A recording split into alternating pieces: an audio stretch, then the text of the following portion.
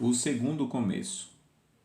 Mesmo depois do pecado e da desobediência, Deus converteu muitas pessoas a Ele, e essas pessoas passaram a amar a Deus, mas a maioria das pessoas na terra não o amava. Aqui e ali, apenas um homem se voltava para Deus pedindo perdão, pedindo ajuda e desejando comunhão com Ele, mas muitos não. A maioria deles não confiava em Deus, e sim na sua própria força e esperteza. Eles roubavam o que queriam dos outros e odiavam e brigavam com qualquer um que estivesse no seu caminho. Havia maldade em todo lugar, maldade tal que você sequer pode imaginar. Existe muita maldade hoje assim, e você nem conhece, nem sabe. Por fim, havia na terra apenas uma família que ainda servia a Deus e que ainda confiava em Deus e tentava fazer o que era correto. Todo o resto da humanidade estava totalmente corrompido. Deus é um Deus de bondade. Ele não pode aguentar a iniquidade. Todo tipo de desobediência, maldade, perversidade, mentira, injustiça, Deus abomina. Significa que Deus então abomina o mentiroso, o injusto, o perverso. Deus criou o homem para ter comunhão com ele, mas não é possível para um Deus bom ter comunhão com homens tão desesperadamente perversos. Se você é uma pessoa boa de verdade, você também faz isso. Você não aprova nenhum perverso e injusto. Já imaginou você vendo uma criancinha indefesa na rua sendo maltratada por um homem perverso? E você vendo um policial ali, você não avisaria para que o policial pudesse punir aquele homem perverso e prendê-lo e proteger aquela criança? Se você faria isso, é porque você é uma pessoa boa nesse sentido. E quem é bom não aprova quem é perverso. Não tem comunhão com quem é perverso, mentiroso, enganador, que maltrata os outros, que faz injustiça, pratica injustiça com os outros. Então você entende como Deus age, como Deus pensa. E Deus decidiu destruir todos os homens e mulheres perversos e recomeçar a terra novamente com Noé.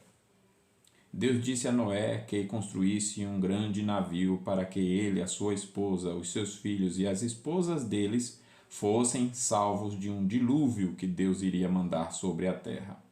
Eles deveriam levar com eles para dentro do grande navio, da grande construção, embarcação, chamada de arca, 2 de cada tipo de animal, feras, pássaros e animais rastejantes, para que fossem mantidos vivos e para começar um novo mundo depois do dilúvio.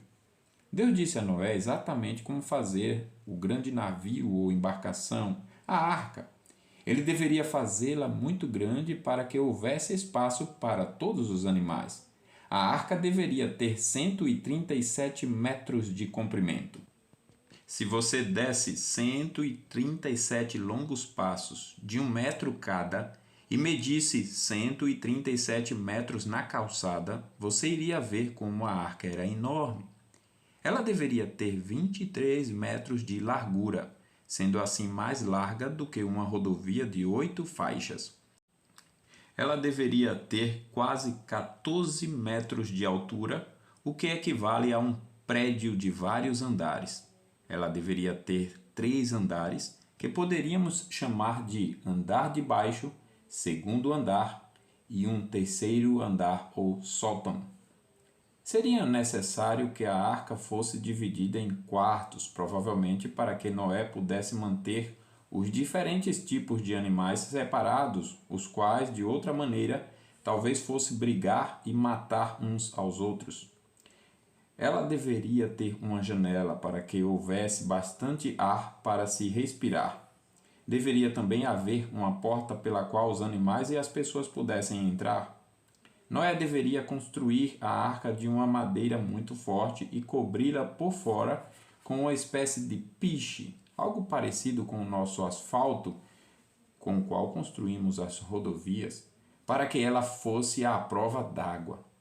Deus mandou que Noé levasse para dentro da arca uma grande quantidade de todo tipo de alimento, a fim de que ele, sua família e todos os animais pudessem ter o suficiente para comer quando o dilúvio viesse, pois o dilúvio iria durar muito tempo. Noé levou mais de 100 anos para construir a arca. Enquanto Noé estava ocupado com isso, ele pregava às pessoas e as advertia de que, se elas não deixassem os seus pecados, Deus iria puni-las por toda a sua impiedade. Ele iria mandar um dilúvio que afundaria todas elas. Mas as pessoas riam de Noé. Elas não criam que haveria um dilúvio. Elas achavam que Noé era muito tolo por construir uma grande embarcação numa terra seca quando não havia qualquer sinal de chuva. Muitas e muitas vezes, Noé contou aos seus vizinhos sobre o dilúvio que Deus iria mandar. Muitas e muitas vezes, ele os advertiu de que deveriam mudar os seus caminhos perversos e conclamou-os a confiar em Deus ao invés de confiar no seu próprio braço. Nisso nós vemos a maravilhosa misericórdia de Deus que se estendia uma última vez mesmo para aqueles homens pecaminosos, urgindo que eles se arrependessem. Isso mostra que Deus não tem prazer na morte do perverso, mas deseja, ao invés disso, que ele se converta dos seus pecados e viva. Por fim, o barco foi terminado. O dia da salvação passou. O terrível dia do julgamento havia chegado, e Deus disse a Noé: entra na arca, tu e toda a tua casa, porque reconheço que tens sido justo diante de mim no meio desta geração. De todo animal limpo levarás contigo 7 pares, o macho e sua fêmea. Mas dos animais imundos, um par, o macho e sua fêmea. Também das aves dos céus, 7 pares, macho e fêmea, para se conservar a semente sobre a face da terra. Então Noé e sua esposa e os seus 3 filhos, Sem, Cão e Jafé, e suas esposas entraram na arca. Então se viu uma cena que nunca se havia visto antes, nem jamais se veria depois.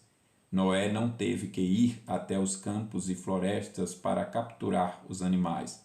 Não!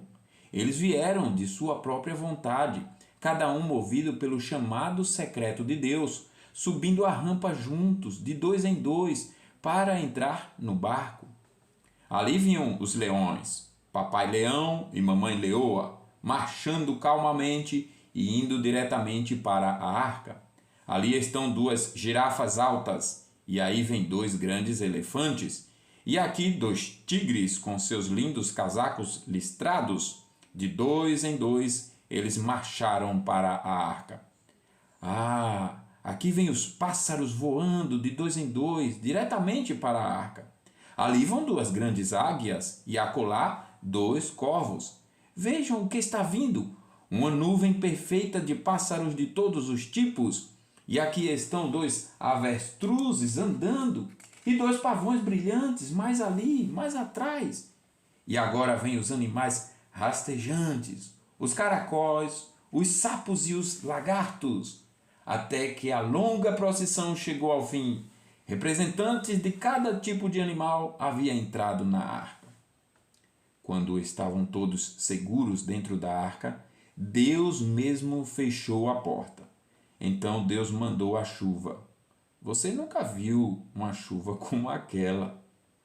Ela não caiu em gotas, ela jorrava, e também a terra se abriu e a água jorrava por baixo. A Bíblia diz que Deus abriu as janelas dos céus e as fontes do grande abismo foram quebradas. Logo toda a terra estava coberta com água.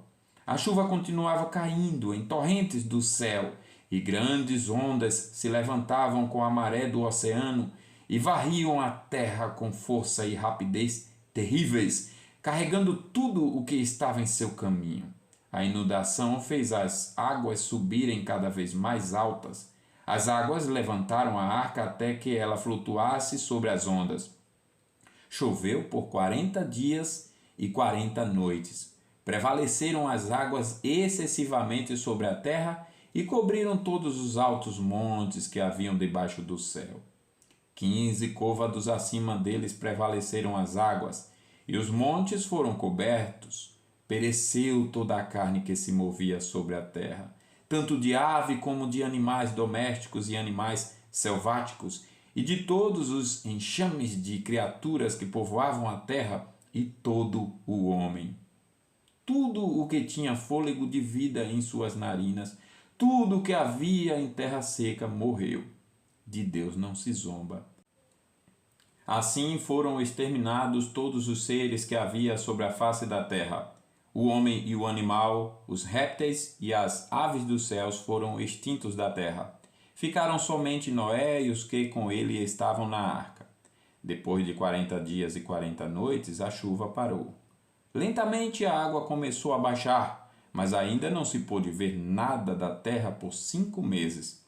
Sempre que Noé e sua família olhavam para fora da janela, eles não viam nada a não ser a água desolada. Até que um dia a arca bateu em algo debaixo dela. Era o alto monte Ararat. A arca descansou no topo da montanha. As águas continuaram descendo, mas somente depois de mais de 3 meses de espera, eles puderam avistar da janela da arca os topos das outras montanhas. Noé esperou mais 40 dias, então ele abriu a janela e colocou para fora da arca um pássaro chamado corvo. O corvo, sendo um pássaro muito forte, voava para aqui e ali e voltava para a arca. Depois Noé mandou uma pomba para ver se as águas haviam secado na terra. A pequena pomba não era tão forte quanto o corvo. Ela não conseguia continuar voando o tempo todo sem descansar. Sem conseguir achar qualquer lugar para pousar que não estivesse coberto com água, a pomba retornou novamente para a arca e Noé pôs sua mão para fora e a tomou de volta. Noé esperou mais uma semana e então à tarde ele mandou a pomba novamente. Mais uma vez ela voltou para a arca, mas agora, no seu bico, ela trazia uma folha que ela havia tomado de alguma oliveira. Então Noé soube que as águas estavam se escoando da terra. Ele esperou mais uma semana e mandou a pomba novamente. Dessa vez ela não retornou e com isso Noé sabia que ela devia ter encontrado um lugar seco para pousar. Quando Noé tinha 601 anos de idade, no primeiro dia do ano, ele tirou a cobertura da arca. Ele olhou para fora e viu que a terra estava seca. Mas Noé ainda ficou mais 2 meses na arca. Ao todo, Noé e sua família ficaram 1 ano e 10 dias naquele grande barco. Deus falou com Noé e o mandou sair da arca com toda a sua família e todos os animais. Então Noé abriu a porta e pisou sobre a terra sólida do monte Ararat. Ali os pássaros voaram muito felizes por estarem livres. Descendo a montanha, os animais se espalharam pelas florestas e campos abaixo, cada espécie de animal encontrando o tipo de lugar que gostava mais, onde poderiam fazer a sua casa e ter os seus filhotes e encher a terra novamente com animais. A primeira coisa que Noé e sua família fizeram depois de terem saído da arca foi se ajoelhar e agradecer a Deus por tê-los mantidos vivos e prometer que eles iriam sempre confiar nele e tentar viver de maneira que o agradasse. Noé tomou pedras e fez um altar. No altar, ele ofereceu alguns animais como oferta a Deus e Deus se agradou da oferta de Noé. Isso porque aquela oferta significava que Noé, em sua adoração a Deus, reconhecia que ele não merecia adorar a Deus, porque Deus era santíssimo e a dignidade de Deus era tão elevada que ninguém com a menor mancha de pecado poderia estar em sua presença. E Noé entendia, por meio daquela prática, aquilo que Deus havia ensinado a Adão no Éden, que um animal morto inocente simbolizava que alguém inocente precisava morrer no lugar dos culpados. Isso significava ou representava o que Deus faria com o seu filho Jesus. Por isso, Deus se agradou da oferta de Noé. Então Deus abençoou a Noé e a seus filhos e lhes ordenou que tivessem muitos filhos e enchessem a terra com pessoas novamente.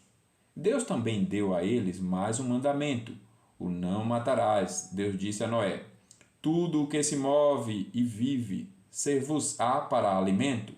Como vos dei a erva verde, tudo vos dou agora. Carne, porém, com sua vida, isto é, com o seu sangue não comereis. Certamente requererei o vosso sangue, o sangue da vossa vida.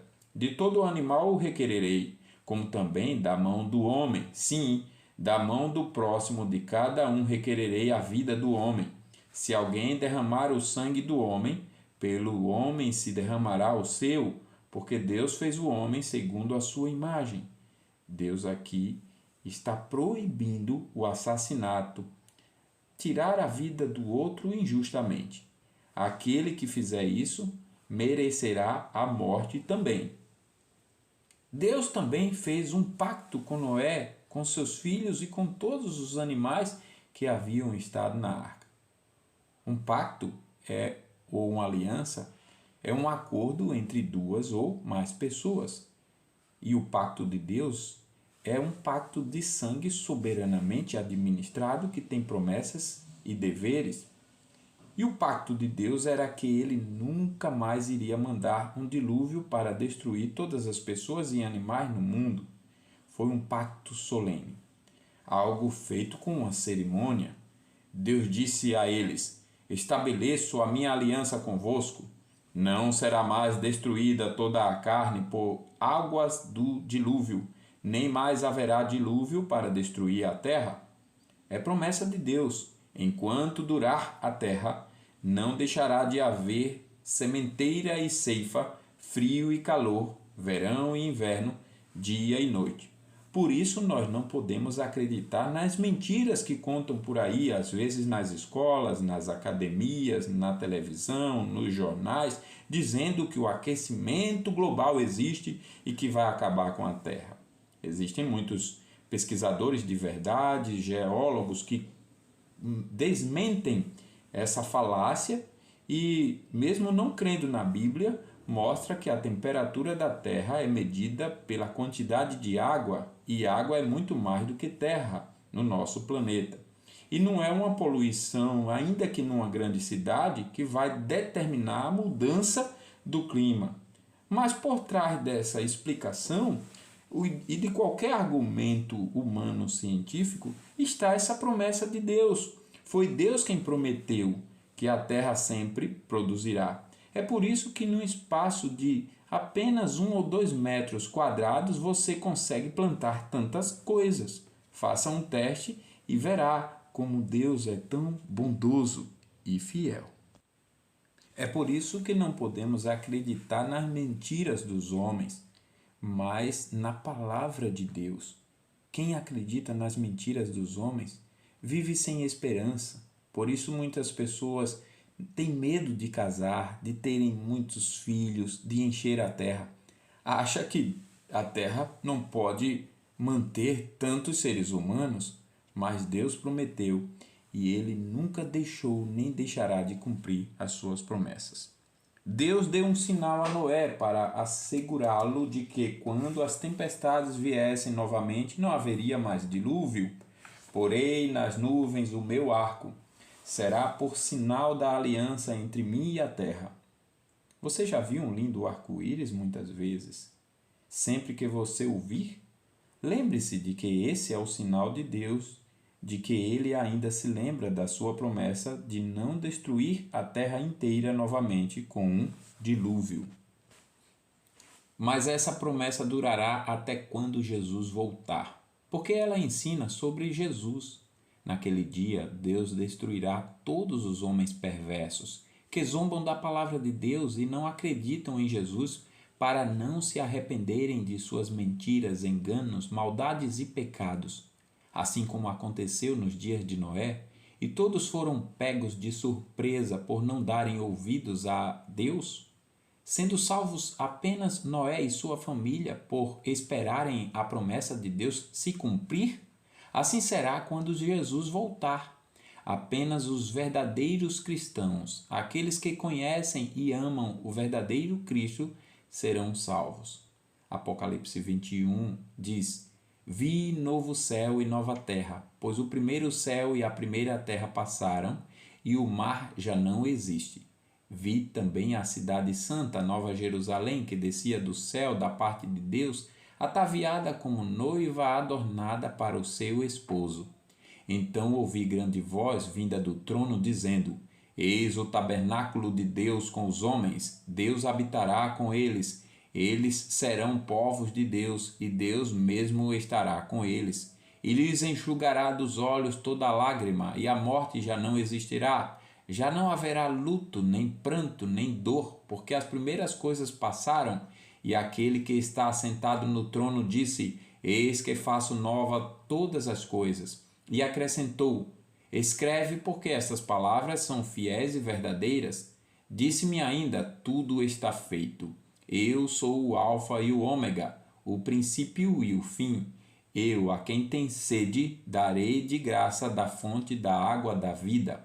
O vencedor herdará estas coisas, e eu lhe serei Deus, e ele me será filho.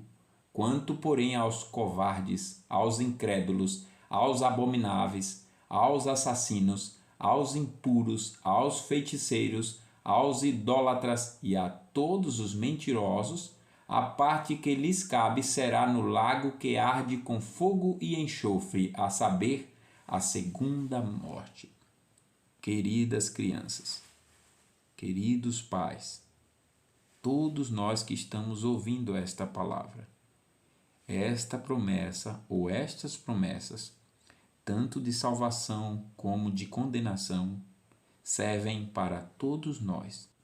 Assim como Deus condenou na época de Noé todas as crianças perversas que não acreditaram em sua mensagem de salvação, assim também condenará todas as crianças perversas que não acreditarem na sua mensagem de salvação em Jesus quando Cristo voltar. Isso serve para todos nós. Você crê em Jesus? Você conhece o verdadeiro Cristo? Arrependa-se de seus pecados. Entregue sua vida a Cristo.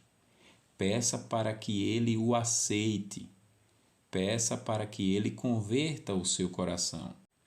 Peça para que Jesus seja o seu maior prazer, a sua maior alegria, a sua maior satisfação e que você o ame de tal forma que nem mesmo a morte te afaste dele. Arrependa-se e creia no Senhor Jesus para serem cancelados e perdoados os seus pecados. Busque ao Senhor enquanto se pode achar. Após a morte, segue-se o juízo. Que Deus nos abençoe.